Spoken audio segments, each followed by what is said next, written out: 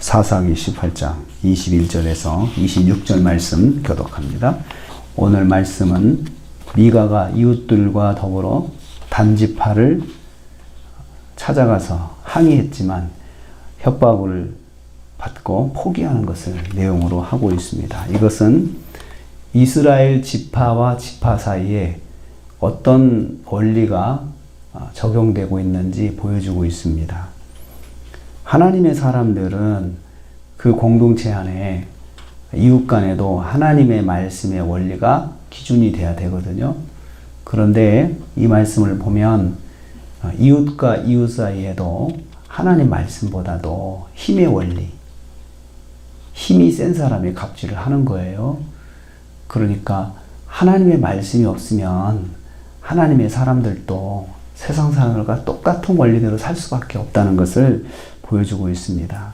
미가가 뒤늦게 이웃들과 함께 단지파를 쫓아갔습니다. 미가가 외출했다가 돌아오니 자기 집 신상과 믿고 의지했던 제사장이 없어진 것을 발견했습니다.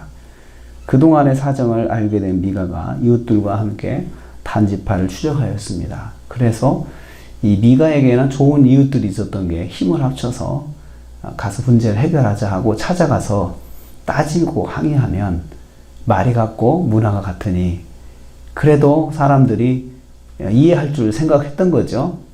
그런데 단지파가 한 것을 보면은 그 집안의 그 집안의 뭐 아이들이라든지 가축들이라든지 이런 것들을 앞세워 가지고 길을 떠났는데 왜 아이들과 가축들이 앞에 가느냐? 옛날에 창세기 33장에서 야곱이 형 만나러 갈 때도 보면은 여자와 아이들, 부인과 아이들, 가축들 앞에다 내세우고 가거든요. 이게 일종의 그 완충지대예요. 그리고 또 설마 아이들을 공격하겠어 라고 생각하고 아이들을 이렇게 위험한 지역에 내보내는 거죠. 여자와 아이들, 가축들. 자기가 살려고 그런 거죠. 이 단지파도 보면은 그 써먹는 이 전략이 세상 사람들과 똑같이 이렇게 하는 겁니다. 안전을 위해서 아이들, 가족들을 앞세운 건데요. 자기들을 좀 보호하려고 그러는 거죠. 에브라임 족속의 공격에 대비하는 거예요. 그런데 이 사사시대에 이렇게 보면 말씀 기준으로 판단하고 행동하지 않고 세상 사람들과 똑같은 방법으로 그냥 그렇게 하나님의 사람들이 살았다는 것을 여기서 알 수가 있습니다. 말씀이 아닌 힘으로 이웃 것을 빼앗아 가는 것을 그냥 상식적으로 생각을 했어요. 같은 하나님의 자녀들끼리도 그랬다는 겁니다. 그래서 미가가 사람들을 데리고 함께 단지파에게 따집니다. 그리고 왜 이런 약탈을 해갔는지 따집니다. 왜 만든 신들과 제사장을 빼앗아 갔는지 따집니다. 동족끼리 그렇게 할 수 있냐? 그 말이죠. 미가의 사람들은 자신들이 같은 동족에 당한 것이 이해되지 않았던 거죠. 아니 왜 이스라엘이 이스라엘 것을 빼앗아 가나 하고 이해가 안 된 거죠. 그런데 이에 대해서 단지파는 참 뻔뻔합니다. 무슨 일로 왔느냐 이거죠. 보면 모릅니까? 아는데 무시하는 거죠. 무슨 일로 왔느냐. 너희가 어찌하여 나더러 무슨 일이냐고 하느냐. 왜 나한테 그런 말을 하지? 이렇게 말을 하는 거죠. 왜 이런 말을 하느냐. 자기들이 힘이 있거든요. 힘이 있으니까 미가의 집은 그쪽은 약하다는 거 아니까 왜 나한테 이런 말을 해? 그런 말 하지 마 라고 오히려 반문을 합니다. 동족을 약탈하고도 아무 양심의 가책을 느끼지 않는 단지파를 볼 수 있어요. 사사시대는 말씀 양심이 메마른 시대입니다.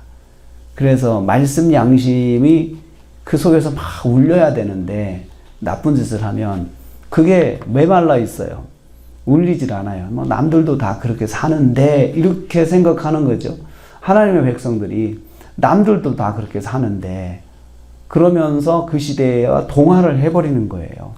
그래서 그 시대에 하나님의 말씀, 하나님의 백성의 공동체가 하나님의 말씀을 기준으로 해가지고 주장하고 판단하고 결정하고 이것이 전혀 없는 것이에요. 그래서 미가의 사람들이 힘에 눌려서 포기하고 돌아갑니다. 단자손이 계속해서 미가의 사람들을 협박하는데 시끄럽다. 짜증을 낸 거죠. 살고 싶으면 조용히 돌아나 가라. 이렇게 협박을 한 겁니다. 우리의 친구들이 중에 화가 나면 너희를 죽일 수도 있어 라고 하면서 은근히 협박을 하는 거죠. 그러니까 미가의 사람들이 이렇게 보니까 저쪽은 강한 군대가 있고 자기들은 그냥 민간인이잖아요. 민간인으로서 그냥 동네 사람들이 와 가서 따지면 될 줄 알았는데 실패를 한 것입니다. 미가의 사람들이 힘이 없으니 포기할 수밖에 없었습니다. 힘에 눌려 그냥 포기하고 돌아갑니다. 하나님의 백성이 세상 사람들과 똑같은 방법으로 하나님의 자녀들에게 피해를 주고 있습니다. 따져 물어도 힘으로 위협합니다. 세상적인 방법을 쓰죠. 그런데 그들이 약탈에 갈 때는 하나님을 잘 섬기려고 약탈에 간 거예요. 그리고 하나님의 사람들이 따질 때는 뭐 하나님의 말씀은 없고 자기 힘으로 그냥 눌러버리는 거죠. 이것을 이기적인 신앙이라고 하죠. 이기적인 신앙. 자기만 은혜 받으면 된다. 나만 잘 되면 된다라고 생각하는 그 이기적인 신앙이 사사시대의 모습입니다.